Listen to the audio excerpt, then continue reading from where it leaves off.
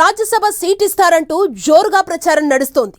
కర్ణాటక నుంచి ఆమెను పెద్దల సభకు పంపుతారంటూ జరుగుతున్న చర్చ అంతా ఇంతా కాదు.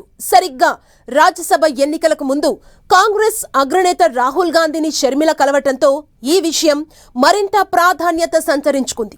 మరి ఏది నిజం? షర్మిలను నిజంగా రాజ్యసభకు పంపిస్తారా? అదే నిజమైతే కర్ణాటక నుంచి ఎందుకు? అసలు హస్తం పార్టీ వ్యూహాలేంటి?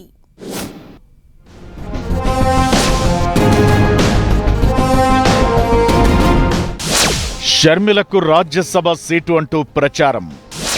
కర్ణాటక నుంచి పెద్దల సభకు పంపుతారని టాక్. షర్మిలకు రాజ్యసభ సీటు ప్రచారంలో నిజమెంత? కర్ణాటక నుంచే పంపిస్తారనే ప్రచారం ఎందుకు? అసలు కాంగ్రెస్ హైకమాండ్ మనసులో ఏముంది?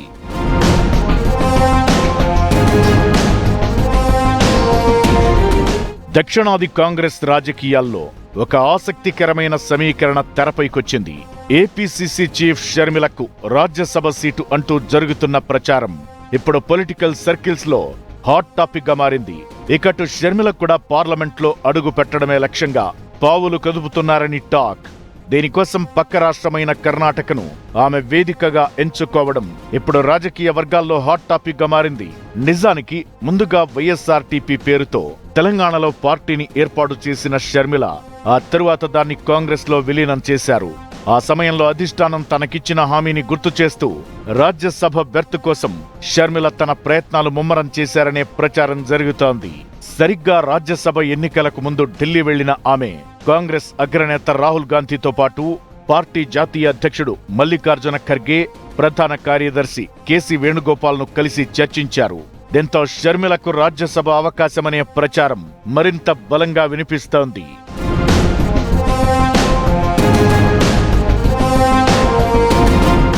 ఓవైపు షర్మిల ప్రయత్నాలు చేస్తుండగా మరోవైపు కాంగ్రెస్ కూడా ఈ విషయంలో పాజిటివ్ గానే ఉందనేది మరికొందరి నుంచి వినిపిస్తున్న అభిప్రాయం.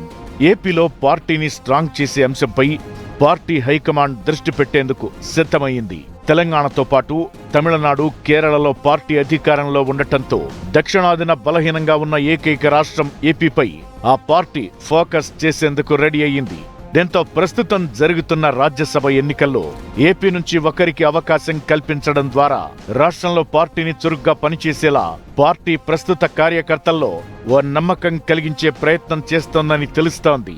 దీంతో షర్మిలకు రాజ్యసభ పదవి దక్కే అవకాశాలు కనిపిస్తున్నాయనే అభిప్రాయాలు వినిపిస్తున్నాయి. అధిష్టానం దృష్టిలో కేవీపీ, రఘువీర లాంటి నేతలు ఉన్నా షర్మిల వైపే ఎక్కువ మొగ్గు చూపుతున్నారని హస్తిన వర్గాల్లో చర్చ జరుగుతోంది.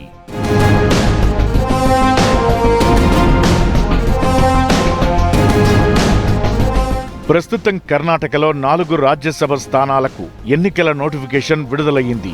అందులో 1 బీజేపీకి వెళ్లిపోతే 3 స్థానాలు హస్తం పార్టీకి దక్కుతాయి. ఈ 3 1 ఖర్గేకు ఖాయం.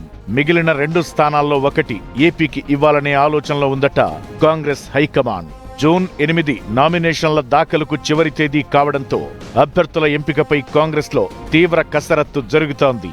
దీంతో షర్మిల కూడా తన వైపు నుంచి పావులు కదుపుతున్నారనే గుసగుసలు వినిపిస్తున్నాయి.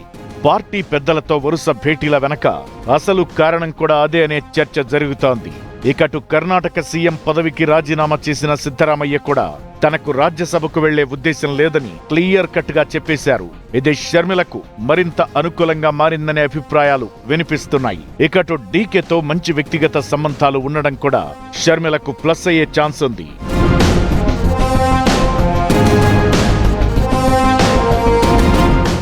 ఏపీలో పార్టీ పటిష్టం, భవిష్యత్ కార్యాచరణ అనే కారణాలు చెబుతూ షర్మిల హస్తిన పర్యటనకు వెళ్లినా అసలు కారణం మాత్రం రాజ్యసభ అవకాశం కోసం ప్రయత్నాలే అనే చర్చ రాజకీయ వర్గాల్లో వినిపిస్తోంది. మరి షర్మిలకు అవకాశం దక్కుతుందా?